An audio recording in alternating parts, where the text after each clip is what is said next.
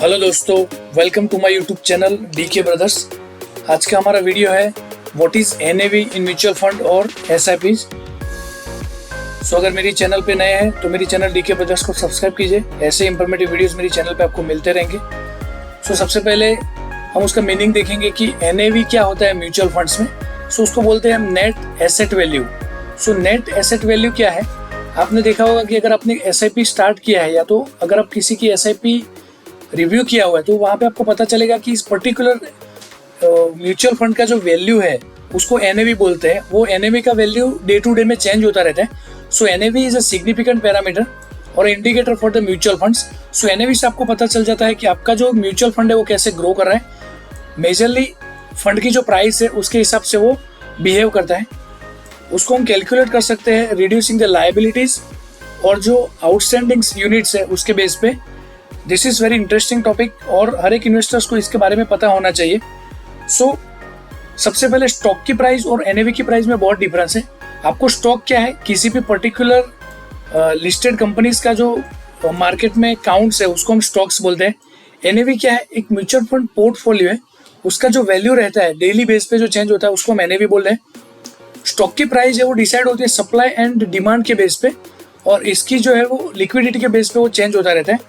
However NAV के case में stock से डिफरेंट है और जब भी अगर एनएवी मतलब आप जिसमें इन्वेस्ट किया हुआ है वो अगर ग्रो करेगा तो एनएवी मेरा जो बढ़ने वाला है। When we invest in a mutual funds, so हम इन्वेस्ट करते हैं तो हमको एनएवी के जो पॉइंट्स है एनएवी के बेस पे हमारा जो भी पेमेंट्स है उसके बेस पे हमको नंबर ऑफ पॉइंट्स दिया जाता है।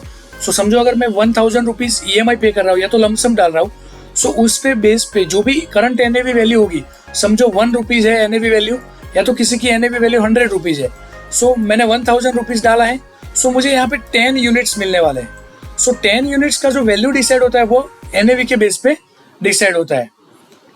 अभी मैं डिटेल में आपको कैलकुलेशन सिखाऊंगा कि कैसे एनएवी की कैलकुलेशन होती है और किस बेस पे वो आपको कैलकुलेशन के बेस पे दिया जाता है। सो एनएवी कैलकुलेशन जो है वो डेली बेस पे होता है। जब भी हमारा मार्केट क्लोजिंग होता है 3:30 पे, उसके बाद जो भी एसेट्स है पर्टिकुलर पोर्टफोलियो की, कैश वैल्यू है, लायबिलिटीज है और आउटस्टैंडिंग प्राइस है, उसके बेस पे हम डेली चेंज करते रहते हैं। सिंपली म्यूचुअल फंड जो है वो डायरेक्टली लिंक है स्टॉक, बॉन्ड और अदर इन्वेस्टर से। इसको क्या है, प्रोफेशनली इन्वेस्टमेंट है, जो प्रोफेशनल है उसके थ्रू मैनेज करते हैं तो उसको पोर्टफोलियो बोलते हैं। पोर्टफोलियो में क्या रहता है, डिफरेंट जैसे स्टॉक्स रहते हैं, बॉन्ड्स रहते हैं, वैसा डिफरेंट पोर्टफोलियो में रहता है। अभी मैं आपको एक एग्जांपल के तौर पे समझाता हूँ कि समझो किसी पर्सन, एग्जांपल मिस्टर एक्स ने किसी भी कंपनी का पोर्टफोलियो लिया हुआ है। वो पर्टिकुलर पोर्टफोलियो में अगर समझो रिलायंस में वो इन्वेस्ट कर रहा है, सो इस केस में हम ऐसा नहीं बोल सकते कि मिस्टर एक्स जो है वो रिलायंस के पार्टनर है या उसके शेयर होल्डर्स है, क्योंकि उन्होंने जो इस कंपनी या जिस बैंक में म्यूचुअल फंड में डाला है उसका ही वो पार्टनर्स और शेयर होल्डर बोल सकते हैं।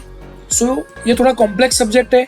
इसको मैनेज करने के लिए जो प्रोफेशनल्स पर्सन्स रहते हैं वो उसको ट्राई करते हैं, वो ऑर्गेनाइज वे में इन्वेस्टमेंट करते हैं। सो आपको भी टेंशन फ्री रहेंगे और वो लोग डिटेल में इन्वेस्टमेंट प्लान्स करके वहाँ पे इन्वेस्ट कर सकते हैं। अभी एनएवी का जो वैल्यू है वो आपको डेली बेस पे आपका म्यूचुअल फंड का जो परफॉर्मेंस है वो दिखाता है, how mutual fund is behaving. So NAV के बेस पे आप कंसीडर कर सकते हो कि नॉर्मल एनएवी जो हाई है उसके बेस पे म्यूचुअल फंड जो है वो हाई दिखाई देता होगा। So NAV is very important factor for the investment. अभी हम देखते हैं कि एनएवी का इंपॉर्टेंस तो देख लिया, बट एनएवी का कैलकुलेशन कैसे करते हैं। सो उसके लिए एक फॉर्मूला है डेली बेस पे जिसके बेस पे कैलकुलेशन होता है। NAV is equal to asset minus debts divided by number of outstanding units. So daily base पे कंपनी की जो डेब्ट्स है, मीन्स सैलरीज है, जो भी एक्सपेंसेस है, उन सबको माइनस करते हैं करंट एसेट वैल्यू के बेस पे। जो भी वैल्यू मिलता है उसको नंबर ऑफ आउटस्टैंडिंग यूनिट्स जो मार्केट में दिया हुआ है उससे हम डिवाइड करते हैं तो हमको एनएवी वैल्यू मिलता है। So asset means market value of the mutual funds, receivable और accrued income, debits means liabilities, expenses, वो सभी को हम माइनस करते हैं divided by number of outstanding units. So this is calculated based on daily basis. अभी मैं एक एग्जांपल पे तौर पे यहाँ पे कैलकुलेट किया है कि समझो किसी कंपनी का अगर मुझे एनएवी कैलकुलेट करना है जिसका इन्वेस्टमेंट 200 करोड़ है, कैश वैल्यू जो है वो 7 करोड़ है, टोटल रिसीवेबल 4 करोड़ है, एक्योर्ड इनकम जो है वो 7.5 लाख से पर डे की, शॉर्ट टर्म लाइबिलिटीज 13 करोड़ है, लॉन्ग टर्म लाइबिलिटीज 2 करोड़ है, accrued expenses for the day is 1 lakh rupees, और उसकी जो मार्केट में आउटस्टैंडिंग यूनिट है वो 5 करोड़ है। Outstanding units means total number जो अलॉट किया हुआ है सभी इन्वेस्टर्स को, that is called total outstanding. Like हम स्टॉक मार्केट में जैसे नंबर ऑफ स्टॉक्स रहता है उसको इसमें आउटस्टैंडिंग बोल सकते हैं। सो मैंने कैलकुलेशन के बेस पे यहाँ पे बिठाया, इसको टोटल आउटस्टैंडिंग से डिवाइड किया। सो यहाँ पे मेरी एनएवी वैल्यू जो आई वो 39.21 आई है। अभी एनएवी का एक ड्रॉबैक है कि अगर आप किसी की एनएवी वैल्यू हाई है या तो किसी भी एनएवी की बेस पे आप कंसीडर नहीं कर सकते हो कि ये गुड म्यूचुअल फंड्स है। जब भी न्यू फंड ऑफर होता है इनिशियल बेस पे, तब जेनरिक सभी एनएवीज को कंसीडर किया जाता है 10। उसके बेस पे जैसे जैसे उसका फंड्स ग्रो करता है उसमें एनएवी भी ग्रो करता है। अभी इन्वेस्टर्स को एनएवी पे क्यों फोकस करना चाहिए, तो एनएवी के बेस पे हमको यूनिट प्राइस मिलती है। सो एनएवी के बेस पे मुझे नंबर ऑफ क्वांटिटीज जो है वो एवरी मंथ पे या जब भी मैं लमसम डालता हूँ तो असाइन होती है। एनएवी के बेस पे मैं पर्टिकुलर पोर्टफोलियो का परफॉर्मेंस रिव्यू कर सकता हूँ। वैल्यूएशंस ऑफ पोर्टफोलियो, तो जब भी मुझे रिडीम करना है तब मेरा जो एनएवी वैल्यू होगा, हायर एनएवी वैल्यू, उसके अगेंस्ट में मैं नंबर ऑफ स्टॉक्स को मल्टीप्लाई करूंगा, तब का मेरा पोर्टफोलियो कंसिडर्स होगा। शॉर्टफॉल ऑफ द कंपेरिजन्स, सो जब भी कोई फंड्स का आपको कंपेरिजन्स करना है तो आप यहाँ पे देख सकते हो कि मेरा ग्रो का परसेंटेज है और उसका परफॉर्मेंस के बेस पे मैं कैलकुलेट कर सकता हूँ। अभी कुछ Q&A बनाया है मैंने कि अगर कोई क्वेश्चन है कि क्या एनएवी की वैल्यू कंटिन्यूअसली पूरे डे में स्टॉक की तरह चेंज होती रहती है, तो नो, एनएवी की वैल्यू कंटिन्यूअसली चेंज नहीं होती। जब भी हमारा मार्केट क्लोज होता है उसके बेस पे जो भी अवेलेबल एसेट डेप्थ है उसके बेस पे फाइनल पर डे में एक बार एनएवी की कैलकुलेशन होती है। So NAV is computed for open end mutual funds.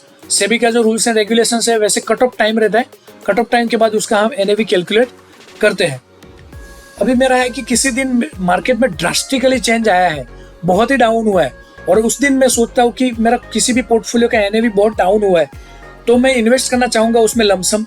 सो कब मुझे इन्वेस्ट करना चाहिए, सो उसके लिए बेस्ट आंसर है कि कट ऑफ टाइम। जो भी कट ऑफ टाइम है, जैसे लिक्विड फंड के लिए आपको पता है 2 बजे का है, डेप्ट और इक्विटी के लिए 3 बजे का कट ऑफ टाइम है। मीन्स अगर मैं फंड ट्रांसफर करूंगा 2 बजे से या 3 बजे से, मेरा जो भी कट ऑफ टाइम है उससे पहले जो भी फंड ट्रांसफर करूंगा उसको मुझे करंट एनएवी की वैल्यूएशंस में कंसीडर किया जाएगा। मीन्स उस दिन की जो लोअर एनएवी कैलकुलेट होगी, बिकॉज मार्केट बहुत लो है तो मुझे लोअर एनएवी के बेस पे यूनिट असाइन होगी। अगर मैं 3 बजे के बाद उसमें पेमेंट ट्रांसफर करता हूँ, सो मेरा जो कैलकुलेशन है वो नेक्स्ट डे के लिए एप्लीकेबल होगा, और नेक्स्ट डे का जो हायर एनएवी है उसके हिसाब से मुझे मिलने वाला है। सो मैं एक्सपेक्ट करता हूँ आपको एनएवी के बारे में कंसेप्ट क्लियर हो गया होगा। अगर आपको कुछ कमेंट है तो वीडियो के नीचे कमेंट कर सकते हो। Thank you for watching this video. Subscribe my YouTube channel DK Brothers. ऐसे इंफॉर्मेटिव वीडियो मेरी चैनल पे मिलते रहेंगे। मिलते हैं नेक्स्ट वीडियो में। Bye bye, thank you.